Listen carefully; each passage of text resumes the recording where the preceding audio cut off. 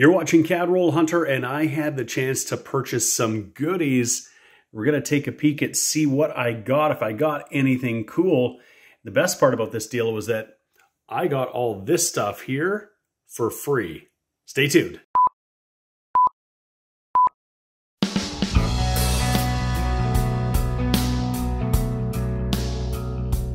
Hey everybody, this is James and you're watching my channel Cadroll Hunter.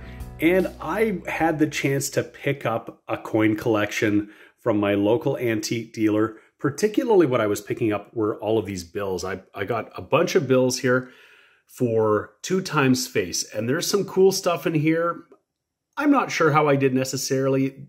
There's a $5 bill that looks pretty interesting and some other older stuff for sure. I think that's okay. I'm going to look at that in a separate video. But today what I want to do is look at all the stuff here that I got thrown in with this deal. We got a small cent album, a nickel album, and you can see we've got a bunch of King George V pennies and nickels. That always excites me. And a couple of bags of loose stuff. There's some, well, I see a foreign in there. There's some newer stuff. 2012 penny, that's the last year of the penny. And maybe some older things in here. The nickels, definitely some older nickels, King George V. I'm really curious to see what I got in here. And then there's some older stuff, some large cents here, maybe to add to my large cent album. So for a bunch of stuff that was just kind of thrown in with the deal, I think there's going to be some cool stuff in here. I'm really excited about it. So what I want to do is just dig in and kind of see what's in here. I can sort of see from these baggies that we've got some older stuff, but I'm going to dump them out and sort them, and we're going to get a chance to see together what's actually in here. And we'll take a look and see if this is going to fill some slots in my Lighthouse Vista Nature large cent album. That would be really cool if it did.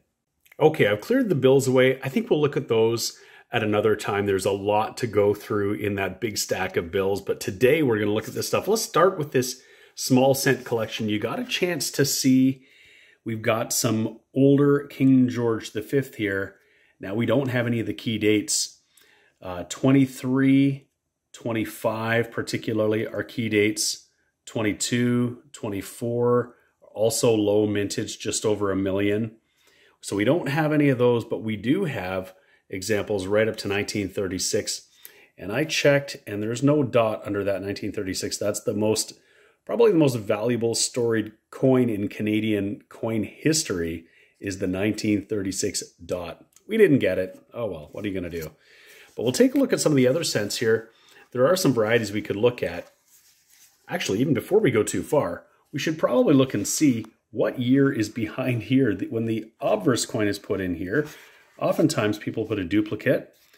And so it's probably one we've already got in here. We'll want to confirm that if I can get it out here. So I want to just see what this is. It's probably going to be something we've already got. I'll just get it down here. Let's take a peek. And that's going to be a pretty common 1932, but I've never found a King George V cent in any of my penny hunts. So it's a little hard to say that it's exceptionally common, but for a King George V coin, that's a pretty common year. So anyhow, we know we didn't get a 1925 or 1923 in that obverse slot. Too bad. Oh well. I'm pretty sure that my coin dealer or my antique dealer, he's aware of the key dates, so I don't think he would have let that slip anyway. Pretty much everything in here looks like it's pretty circulated, but it's complete here from 37 in the King George VI right through this page. We're not seeing anything bright and shiny, but we will want to check the 48s and 49s because there are some varieties. And when somebody put this album together probably a long time ago, the 48 and the 49, they might not have been aware of those varieties. So we'll check those in a moment. Just going to flip this over. And we've got our coins going into the 50s, starting with Queen Elizabeth. And a few that are a little bit more bright and shiny. That 1959 is pretty good. So looks like it's a duplicate. They might have put their 58 and 59 in here and then found a couple that were nicer and just left the rest in there. So that's pretty cool. We'll take a look at that 48 and 49 right now, I think, and see if they are rare or scarce varieties. There's that 1948. got it under the scope, we can see it's pretty heavily circulated. What we want to do is flip it over and look at the denticles. The one that is scarce is small denticles, and what we've got here are large denticles. The small denticles will look like little lines as opposed to rounded, wider denticles. And there are two varieties of the large denticle. They're both very common, and it's the A pointing to the large denticle or A pointing between large denticles. So they're used different obverses for this coin. So we didn't get the small denticle, that would have been the scarce one, but this is the A points to large denticle. That's cool. And here's our 1949, all sorts of stuff going on with this coin. It's in pretty rough shape. Similarly to the 48, we're looking for this A. Particularly what we want is the A pointing to a large denticle, and that's not what we have. This A is actually pointing between these two denticles, so it's a common one, and it's in pretty trashy condition. I'm hoping that we're gonna have some better coins and hopefully some older ones in this bag, so we'll take a peek, but there are a few more varieties that we wanna look at in here first. I've lined up the 1953, 54, and 55 here. Particularly, we're looking at whether or not it's the shoulder fold or no shoulder fold, because there is a more scarce variety for each of these years. So the first one we're going to look at here is the 1953, and we can see this is the no shoulder fold variety. It's pretty circulated, so the easiest marker is to look at the eye, and it's got these very flared ends of the eye. So that's the common no shoulder fold. To give you an idea of the difference value-wise, in a 53, an MS60 shoulder fold would be about $25. An MS60 no shoulder fold is about $1. Now, if you went to an MS65, the difference is between $1,200 and $40. So if you found one, you'd really want to find it in great condition. We'll take a look next at the 54. This is the shoulder fold variety. It's got a very slim eye here in the legend, and that is, in the 54, the common variety. So we didn't find any treasure just yet. We got one more chance. The 55, this is also the shoulder fold. This is where things get really crazy because the no shoulder fold in the 1955 is incredibly scarce. If we found it, it would be very, very valuable. In an MS64 red, it would be $7,500. I don't even have a price for an MS65 because I don't think anyone's found one in that high a grade. So we didn't find any treasure in there. Let's get into this bag of pennies and see what is in here. Okay, I've dumped it out. You can see there's some newer stuff and some older stuff in here, so I'm just going to sort it out by year. We'll have a look. You never know what it is that people are collecting or holding on to. We could see 2012s. That was the last year of the pennies, so perhaps somebody was just holding on to that thinking those were special, and they're a little bit harder to find because of that reason. But I can see some King George VI in here, so I'm going to sort them out. I'll let you know what we've got, and if there's any opportunity to look for some varieties, that would be cool too. So that's pretty interesting. The results shouldn't be all that surprising, I suppose. We just got one King George V in there. It was a 1935. But we got a big stack of 1938s. That's pretty cool. 1938s with King George VI, one 1939. And we got a whole string of them here. Some 40s, 41, 42, 43, 44, 45, 46. Both versions of the 47 and the 47 Maple Leaf. You can see they're pretty circulated and dark. And then nothing in the Laureate portrait years until we get to 1962, when we get some of these 60s coins with some kind of mint luster still on them. There's the 64s, no 63s. And then we got a 66, it's kind of red-brown, and a whole stack of 1967 commemoratives with some kind of mint luster, and then a whole bunch that are just circulated. And this might not have been all that uncommon for casual collectors to just pull these out of their change over the years. And then we take a big leap into the 2000s, and we have some 2010s, 2011s, and 2012s. So this collector was probably pocketing these from their change in 2012 when these coins were coming out and taking all the ones that were nice and shiny.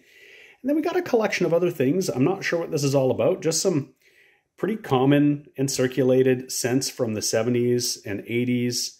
Some American zinc cents. Don't know what that's all about. there's just a regular zinc or steel Canadian. I guess that's going to be steel. The zinc were only in sets. I guess I could check it. And a few British pennies from probably the 70s or the 80s. Yeah, 1971, I think. So anyway, that's really cool. What I'm going to do is check some of these for varieties, particularly to see if we have any of the hanging digits in these 62s and 64s. That's a common variety we could find. And then we want to look to see if we've got that DDO in the 67s.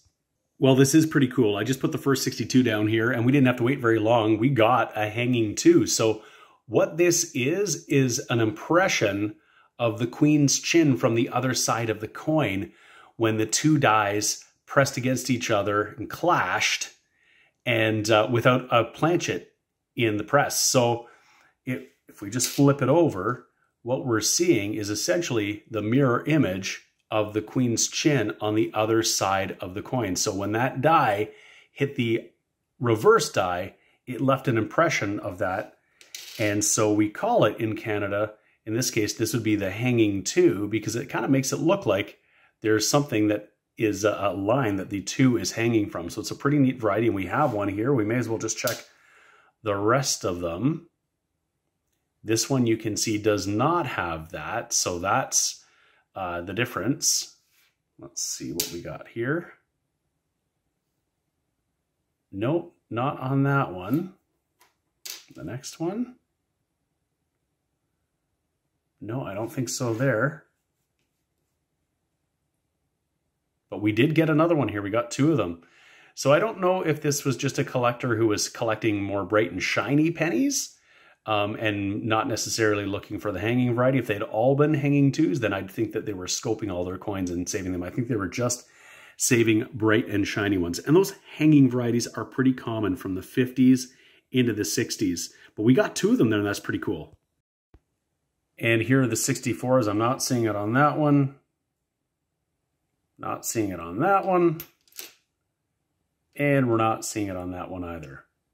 Here's a pretty brilliant looking 1 cent from 1967. It's got the rock dove on it, and the Canada Centennial of Confederation dates 1867 to 1967. The 2 kinds of doubling we can find on this is along this text here, and that doubling is die deterioration doubling, but it can be really significant and looks really, really cool, and it's visible to the naked eye.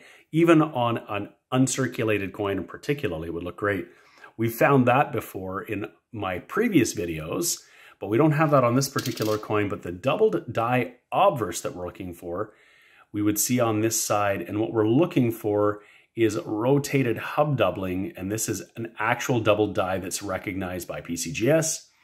And what we're looking for on this legend is essentially these letters all shifting to the right, and you would see another serif end of that G, the E off there, the I, the N, becomes more significant as you come across. It's the G that's the easiest to see, because it looks like another G was stamped just to the right of that one. So you'd see that, and then again, you can see a little something there, but that's not it. We would see it pretty significantly. I'll check through all of these ones to see if we've got it here. It's not likely, but you never know. So no DDOs in that bunch, but here's one of these shiny ones where we can see some of that die deterioration doubling. If I just rotate this around, you can see it's not really a shadow, but you can see where the die started to break down around these letters, and we're seeing it looks a little bit like doubling, and I've seen it far more significant than this. So this is just a pretty light version of that. Sometimes you'll see it extend all the way across Canada and into the date there. We don't see it on the right-hand side, more on the left on Canada, but sometimes it's far more significant, and other times there's really nothing at all.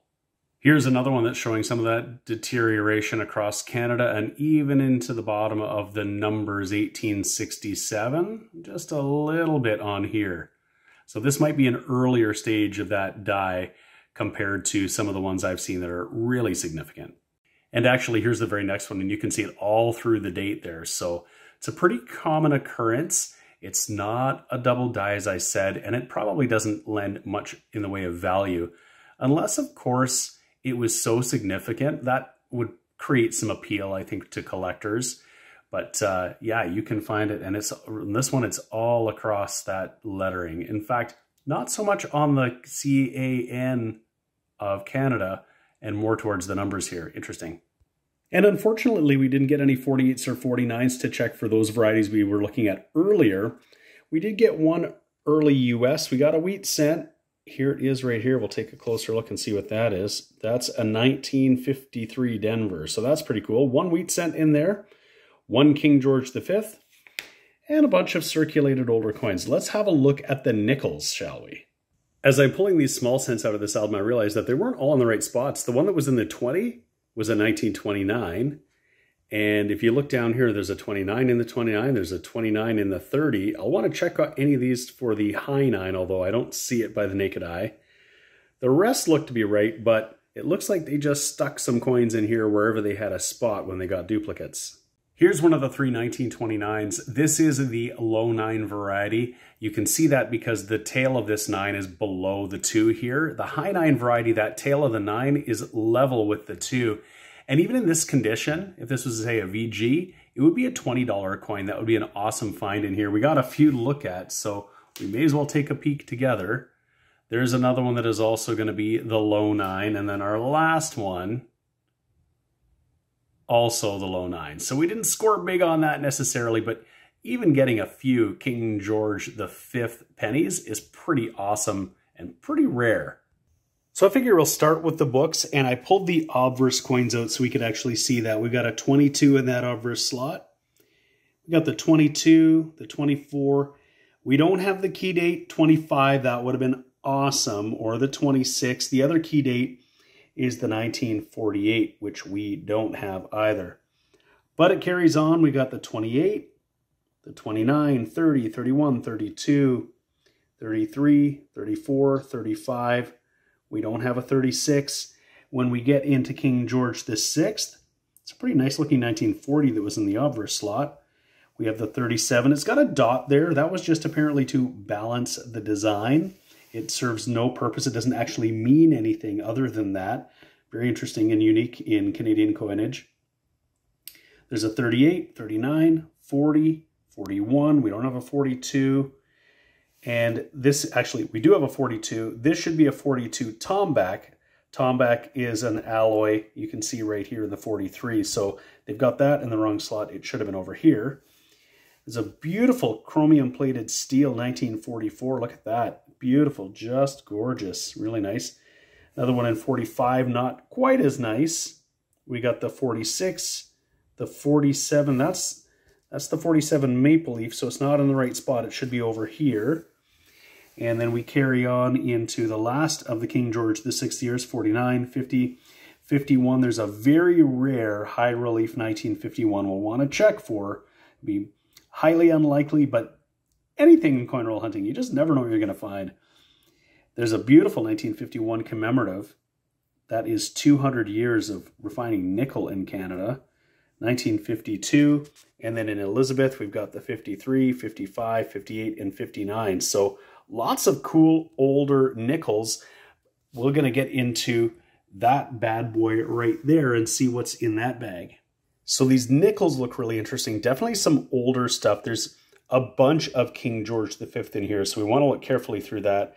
A couple newer things in here. There's a 2005 Victory nickel. So just like the pennies when they were pulling out some of the bright, shiny last years and commemoratives, this collector was also pulling out the V-nickels, but we can see there are some Victory nickels from the 40s that are in here as well, that those are styled after. So some really nice, and that's a nice looking one too, for sure. So I'm going to sort these ones out and we'll take a peek and see what we got here. So I haven't taken anything out of the album just yet, but I do have them laid out, the ones that were in the bags here. And we got 14 King George V nickels in the bag, which is pretty awesome. They're all common dates, but even in a VG condition, each of them is probably worth at least 50 cents, maybe even $1, except for maybe that 1930 that's got some damage on it. But we got a 22, we got a 24, 28, 29, a couple 30s, 31, some 33s, 34s, 35s. We get into King George VI, and we've got a 1937 first year. Actually, a couple of those. That's pretty cool. And then into the 40s, a whole stack of 44s and 45s. That is really awesome. We didn't get any of the 48s. That's the other key date in there. Oh, well. And then some into the 50s. We only got the commemoratives. And there's a variety you can look for on the 51s, and it's basically the half moon variety. There's some kind of a image, or what looks to be, could be a die clash or something underneath the 51 and the date there that looks like a half moon. We didn't get that here. This is just the straight up one. That's pretty cool though. Nice looking coins, absolutely. We got a stack of 53s, and they're all the common varieties. There are some varieties where the maple leaves at the top of the coin are either further away from the rim or closer to the rim, and then you want to find the shoulder fold or no shoulder fold. So there are some combinations that you're on the lookout for. Particularly what you're looking for is the shoulder fold far or the no shoulder fold near. We didn't get any of that. And then there's some into the 60s here, and there are a few that I noted were in really nice condition, so I'll pull those aside and put them in my rolls of BU nickels. But a lot of the stuff here is circulated to some degree. It's just going to go into the nickel cup that I keep for collecting nickel. And then we got some commemoratives, the 92s, the 05s, just a few random 80s coins. There's a 2011 for some reason. This 71, though, is really, really nice. You can see that, just a beautiful coin. So I'll roll that one up for sure. So there were a handful of British coins, and the oldest being a 1906 there, and an Australian coin, but I think the coolest finds in here, there's a 1941 Newfoundland small cent. That's pretty awesome. And then a handful of large cents. We've got something here. This is a 1900 something. It's probably a 1901. It's got Queen Victoria on it, so it can only be a 1900 or 1901. And I think I see the tail of the 1 there as opposed, oh, as I'm looking closer, it could very well be a 0. I'll have to take a closer look. Either way, it's pretty worn. No big deal. But there's a 1909. That's going to have Edward VII on there. There's Eddie. Look at that, eh? And then we got a 13 and an 18. And then this oldie here that I'm going to want to get out of this old rusty flip. It's an 1882H. There are a number of varieties of 1882H. When I look at my Charlton guide, you can see them all listed here. This one looks to be the obverse 2, and there are some of the bits of information and photographs that will show you how to determine which one you've got. If you don't have the Charlton catalog of Canadian coins, you want to pick it up, you can use my exclusive discount code CRH20 to get 20% off your guide from the Charlton Press. You can also order it from Lighthouse Canada. They also supply those. And you could use that same code for 20% off your purchase too. So you want to pick that up. That's my go-to reference guide. When I'm looking at Canadian coins like I'm doing right now, I always have the guide right beside me because you kind of need to have that if you want to know what you're doing. And I haven't memorized everything, that's for sure. So the guide is really helpful reference. So I think we found lots of cool stuff in here, and I hope you like that. Not bad for just getting thrown in with a bunch of bills for really no extra charge. That was pretty awesome. I love looking through old stuff. I'm going to sort through these. I'm going to tube them up. I keep all of my older stuff separated out by year, and that's going to be a lot of fun for me to go through. And any of the newer stuff, I'm going to take a look and see what is the nicest stuff, if there's anything worth keeping, or if anything's just going to get rolled up and sent back to the bank or put in the nickel cup. We'll see.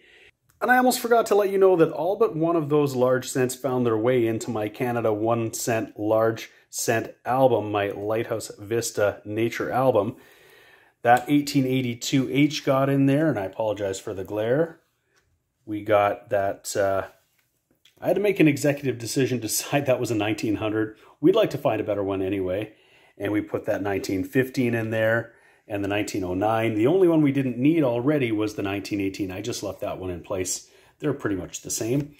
But we got a little closer. I'm just putting, as I get them from any kind of purchases or anything like that, I'm putting them in this album. We'll see if we can fill that up too. I really appreciate you watching this video. I hope you enjoyed it. If you're not already subscribed to my channel, Cateroll Hunter, please subscribe now. That would be great. I'd appreciate it. Give the video a like. Thank you so much for watching. We'll see you again next time. The sponsors of today's video are Lighthouse Canada and the Charlton Press. Lighthouse Canada is the leading supplier of high-quality numismatic supplies in Canada, and the Charlton Press is the leading publisher of coin and paper money catalogs and price guides for Canadian collectors. Go check out their online stores today and use the exclusive discount code CRH20 for 20% off all your purchases.